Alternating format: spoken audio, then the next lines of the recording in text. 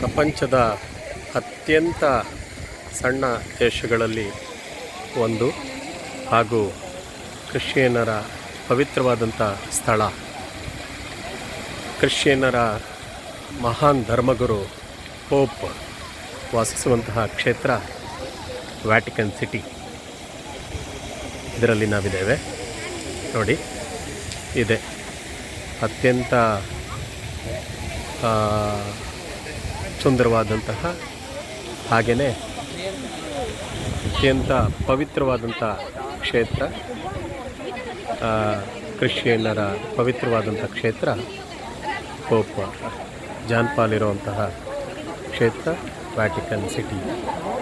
ಈಗ ನಿಮ್ಮ ಎದುರುಗಡೆ ಕಾಣ್ತಾ ಇರುವಂತಹ 3 ಮಹಡಿಯ ಬಿಲ್ಡಿಂಗ್ ಏನಿದೆಯೋ ಅದರಲ್ಲಿ 2ನೇ ಮಹಡಿನಲ್ಲಿ ಪೋಪ್ ಸಾಮಾನ್ಯವಾಗಿ ದರ್ಶನ ಕೊಡುವಂತಹ ಸ್ಥಳ ಅದು. ಆ 2ನೇ ಮಹಡಿನಲ್ಲಿ ಅವರು ಬಂದು ಅವಶ್ಯಕತೆ ಇದ್ದಾಗ ಅವರ ದರ್ಶನವನ್ನು ನೀಡ್ತಾರೆ.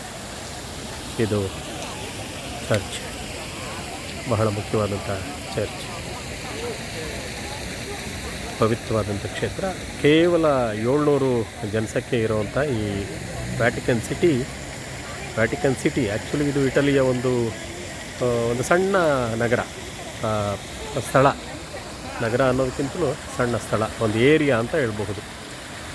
ಆದರೆ ಇಲ್ಲಿ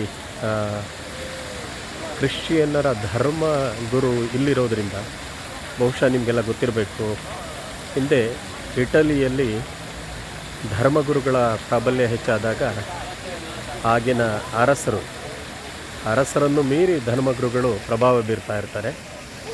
ಹಲವಾರು ಯುದ್ಧಗಳಿಗೆ ಅವರು ಪ್ರೇರಣೆಯನ್ನು ನೀಡ್ತಾರೆ, ಹಲವಾರು ಕ್ರಾಂತಿಗಳಿಗೆ, ಹಲವಾರು ರಾಜರ ಬದಲಾವಣೆಗಳಿಗೆ ಅವರು ಕಾರಣಕರ್ತರಾಗ್ತಾರೆ. ಇದರಿಂದ ಇಟಲಿಯ ರಾಜ ಬಹುಶಃ ಇವರನ್ನು ನಮ್ಮಲ್ಲೇ ಜೊತೆಯಲ್ಲೇ ಇಟ್ಕೊಂಡ್ರೆ ರಾಜಪ್ರಭುತ್ವಕ್ಕೆ ಸಮಸ್ಯೆ ಆಗಬಹುದು ಅಂತ ಹೇಳಿ ಧರ್ಮಗುರುಗಳ ಆಡಳಿತ ಅಥವಾ ಪ್ರಭಾವ ಅಥವಾ ಆಗಾಗ್ಗೆ ಕೈ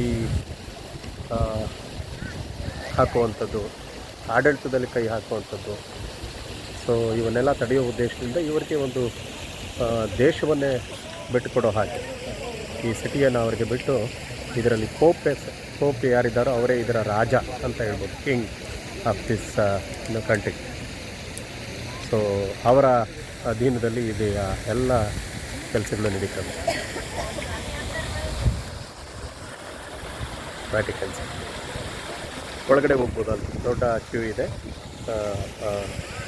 ಧರ್ಮದಲ್ಲಿ ನಂಬಿಕೆ ಇರುವಂಥವರು ಆ ಚರ್ಚಿನ ಒಳಗಡೆ ಸರದಲ್ಲಿ ನಿಂತ್ಕೊಂಡು ಹೋಗ್ತಾರೆ. ಕ್ಯೂ ಸ್ವಲ್ಪ ವೇಗವಾಗಿ ಮುಂದುವರೆದ್ರೆ ಒಂದು ಅರ್ಧ-ಮುಕ್ಕಾಲು ಗಂಟೆಯಲ್ಲಿ ಆ ಚರ್ಚಿನ ಒಳಗಡೆ ಹೋಗ್ಬೋದು. ಇಲ್ಲ ಅಂದರೆ ಅದು 3-4 ಗಂಟೆಗಳಾಗುತ್ತೆ. ನಮ್ಮಲ್ಲಿ ತಿರುಪತಿಯಲ್ಲಿ ಕ್ಯೂ ನಿಂತ ಹಾಗೆ ಕೆಲವೊಮ್ಮೆ ಬೇಗ ದರ್ಶನ ಆಗುತ್ತೆ, ಕೆಲವೊಮ್ಮೆ ತುಂಬ ಕಷ್ಟ. ಮತ್ತೊಮ್ಮೆ ನೋಡ್ಕೊಳ್ಳಿ ಪೋಪ್ ಇರುವಂತಹ ಸ್ಥಳ.